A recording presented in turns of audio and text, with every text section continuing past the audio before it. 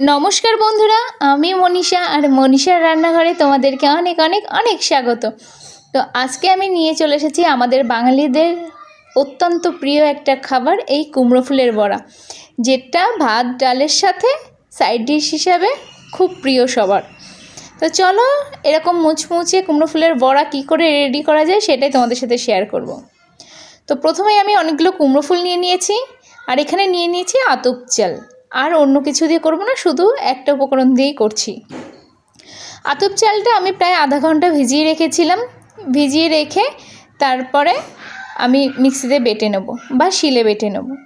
তো প্রথমেই আমি ফুলগুলোকে এরকমভাবে যে ডাঁটিগুলো আছে সেগুলো বাদ দিয়ে দিচ্ছি, আর শুধু ফুলটা আলাদা করে নিচ্ছি।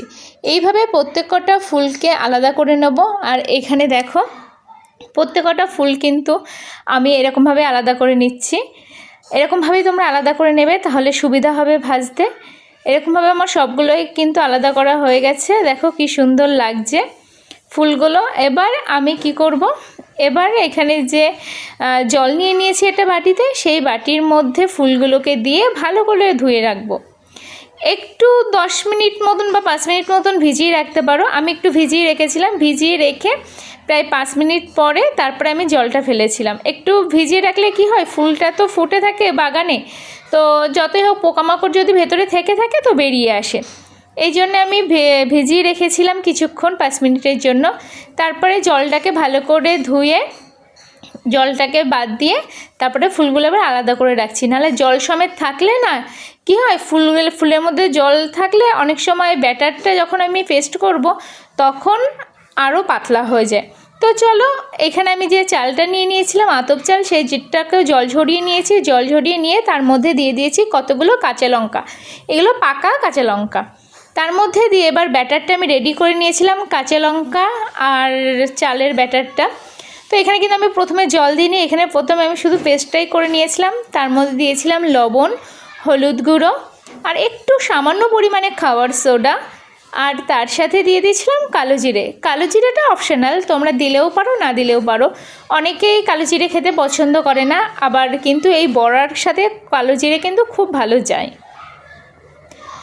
আর এখানে এবার আমি অল্প অল্প জল নিয়ে ব্যাটারটা রেডি করছি। একবারে জল দেবো না, একবারে যদি বেশি জল পড়ে যায় তাহলে কিন্তু ব্যাটারটা পাতলা হয়ে যেতে পারে, সেক্ষেত্রে কিন্তু তোমার একটু সমস্যা হয়ে যাবে। তো আমি অল্প অল্প জল দিয়ে ভালো করে মিক্সড করব, যাতে এরকম ঘনত্বটা থাকে। এটাকে আমি প্রায় 1 ঘন্টা মতন ঢাকা দিয়ে রেখে দিয়েছিলাম। তোমরা চাইলে 15-20 মিনিটও পারো, কিন্তু আমার হাতে যখন সময় ছিল আমি প্রায় 1 ঘন্টা না 45 মিনিট মতন ঢাকা দিয়ে রেখে দিয়েছিলাম। আর দেখেছো ব্যাটারটা, এবার আমি বোঝাবো যে কী করে মানে ফুলটা আমি কিভাবে রেডি করছি। তো চলো, দেখছো ফুলের গায়ে কিন্তু লেগে রয়েছে। এরকমভাবে আমরা ব্যাটারটা রেডি করেছি, ঝরে পড়ে যাচ্ছে না একেবারেই। তো এখানে সাদা তেলেই কিন্তু আমি বড়াগুলো ভেজে নেবো। আর এইখানে তেলগুলো আমি বসিয়ে দিয়ে, তেলটা গরম হয়ে গেছে, তারপরে একদম লো ফ্লেমে এগুলো ভেজে নেব এক এক করে। এরকমভাবে ভাজলে কিন্তু একটা বড়ার গায়ে একটা বড়া লেগে যায় না, কি সুন্দর আলাদাভাবেই ছেড়ে যায় ভাজার পরে। কারণ অনেক সময় দেখবে একটার গায়ে একটা লেগে যায়, সেক্ষেত্রে খুব অসুবিধা হয়, কিন্তু আমার কিন্তু সেই অসুবিধাটা এখানে হচ্ছে না, আমার যদি এই টিপসটা তোমরা ফলো করো। তো ফ্রেন্ডস, ভিডিওটা কেমন লাগলো তোমরা কিন্তু অবশ্যই কমেন্টে জানিও।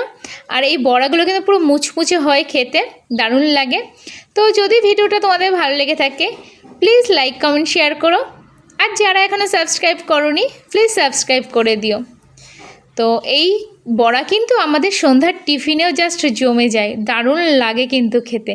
তোমরা কে এই কুমড়ো ফুলের বড়া পছন্দ করো অবশ্যই কিন্তু কমেন্টে জানিও। তো আজকের মতন এখানেই টাটা, আবার অন্য কোনো দিন অন্য কোনো